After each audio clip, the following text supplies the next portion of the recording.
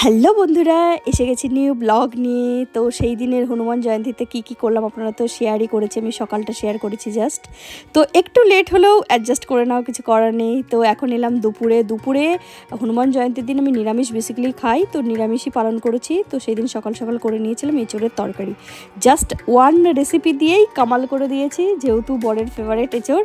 তো আর কিছু করিনি, যেহেতু আমি অনেক পুজো করেছিলাম, অনেক কাজের চাপ ছিল, অনেক জায়গায় যাওয়ার ছিল, অনেক কিছু করার ছিল, যার জন্য কিছু করতে পারিনি। তো এঁচোড়ের তরকারিটা খুব সিম্পলিভাবে করেছি। প্রথমে এঁচোড়গুলোকে আগে মা বলেছিল যে ইয়েলো কালারের ফুড কালার যেটা হয় সেটা দিয়ে আর নুন দিয়ে আর হালকা একটু সর্ষের তেল দিয়ে গরম করে নিতে, মানে ভাবিয়ে ফেলে দিতে। তো আমি তাই করেছি যথারীতি। তো ইয়েলো ফুড কালারটা শেষ হয়ে গেছিলো, তো আমি একটু হলুদ দিয়েই করে নিয়েছি।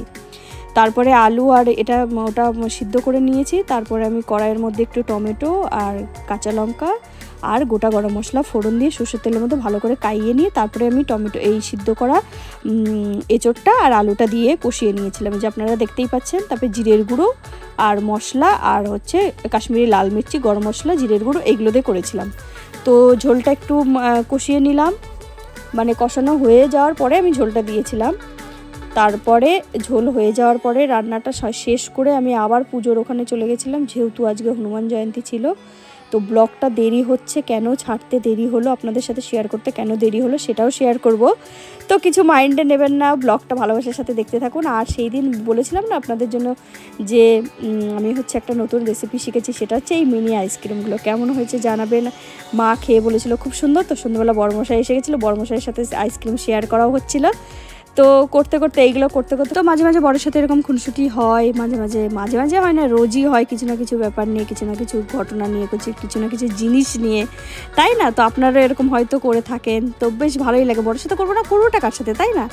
সেই ঝগড়া করার সাথেও সে, ভালোবাসার সাথেও সে, টাইম স্পেন্ড করার সাথেও সে, তাই না? তো লাস্টে আমি অ্যাড করেছিলাম একটু গরম মশলার গুঁড়ো আর সুগার, তো একটু মানে স্বাদটাকে চেঞ্জ করার জন্য। তো এই যে বড়মশাইয়ের জন্য খাবারটা বেড়েও নিয়েছিলাম, যেহেতু আর কিছু করিনি। আর বড়মশাই অফিস দিয়ে তাড়াতাড়িও চলে এসেছিলো, যার জন্য ওকে আমি এটা দিয়েই খেতে দিয়েছিলাম। আর সন্ধ্যেবেলায় যে পুজো দিয়ে নিলাম, যেহেতু পুজোর টাইমটা ছিল এই সন্ধ্যে 8:14 থেকে 9:35-এর মধ্যে। তো এটা 8টা যখন 14 বাজলো তখন আমি পুজোটা করেছিলাম। বড়মশাই একটু ক্যামেরাতে ক্যাপচারটা তুলে দিয়েছিল, ওকে বলেছিলাম এখন দেখুন ভালো করে ভিডিও দিচ্ছি বলুন, এখন কিন্তু দেখবেন। বড়মশাই এটা করে দিয়েছিল, আমি পুজো দিয়ে নিচ্ছিলাম। এটা আমি প্রদীপ ধরিয়েছিলাম, চৌকো প্রদীপ, মানে 4টে মুখ, সেই প্রদীপ ধরাতে হয় হনুমানজির পুজোতে, যার জন্য আমিও ধরিয়ে নিয়েছিলাম। পুজো কমপ্লিট করে নিয়েছিলাম, তারপরে আবার বরকেও পুজো করিয়ে নিয়েছিলাম, যেহেতু হনুমানজি তো ব্রহ্মচারী, তো ওই জন্য বরকে দিয়ে পুজো করে নিয়েছিলাম। বর পুজো টুজো করে নিল, দুজন রেডি হলাম, বেরিয়ে পড়লাম কিছু কাজের জন্য। পার্সোনাল নিজেদের কোনো কাজও ছিল, বলছিলাম না আমি কোথাও যাব, একটা আপনাদের কাছে সারপ্রাইজ রেখেছি, কোথায় যাব সবই শেয়ার করব, এখনও কিন্তু বলবো না, এটা সারপ্রাইজই থাক।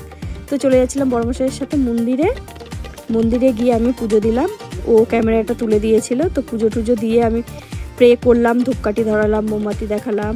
তো দেখিয়ে প্রেটে করে আমি চলে গেছিলাম কাজে সানন্দাদির কাছে। তো আপনারা জানেন সানন্দাদি আমার বিজনেস পার্টনার, আমি যার সাথে অরিফিল্ম ব্র্যান্ডে কাজ করি, তার বাড়িতে গেছিলাম। সেই ক্যাপচারটা আমি নিতে ভুলে গেছি, ওখান থেকে আবার ডাক্তারের কাছেও যাওয়ার ছিল। আমি বললাম না একটা জায়গায় আমি যাবো, সেখানে যাচ্ছি, কতদিনের জন্য থাকবো, তাই না? তো তার জন্য আমার কিছু মেডিসিন নেওয়ার ছিল, যার জন্য ওখানে ডাক্তার দেখিয়ে বড়মশাইয়ের সাথে গল্প করতে টুকটুক করতে চলে এলাম বাড়ি। তো বাড়ি আসার সময় এই ক্যাপচারগুলো নিচ্ছিলাম, ওর স্কুটির পিছনে আমি তো ক্যাপচার নিতে যাচ্ছিলাম। বড়মশাই বলছিল ফোনটা সাবধানে বাবু, আমি বলছিলাম তুমি গাড়িটা সাবধানে চালাও, ফোনটা দেখার দায়িত্ব আমার, তাই না? তো এখন আগে ফোনটা আমি ধরতে পারতাম না, হয়তো আপনারা সবই জানেন, ফোন ইউজ করাটাও পারতাম না। তো এখন যুগের সাথে যুগ চেঞ্জ হয়ে যাচ্ছে, দেশ চেঞ্জ হয়ে যাচ্ছে, মানুষ চেঞ্জ হবে না বলুন? আমাকে তো চেঞ্জ করতেই হবে, তাই না? তো আপনাদের জন্যই সব কিছু হচ্ছে, আপনাদের ভালোবাসার জন্যই। তো নিজেকে আরও মডিফাই করার চেষ্টা করব, আরও চেঞ্জ করার চেষ্টা করব, কিন্তু সাথে লাগবে আপনাদের ভোট প্লাস আপনাদের ভালোবাসা। তো আজকের ব্লগটি কেমন লাগলো অবশ্যই জানাবেন, লাইক, শেয়ার, কমেন্ট এবং সাবস্ক্রাইব করে দেবেন। আমার চ্যানেলটিকে সাবস্ক্রাইব করে দেবেন কিন্তু, বলে দিলাম।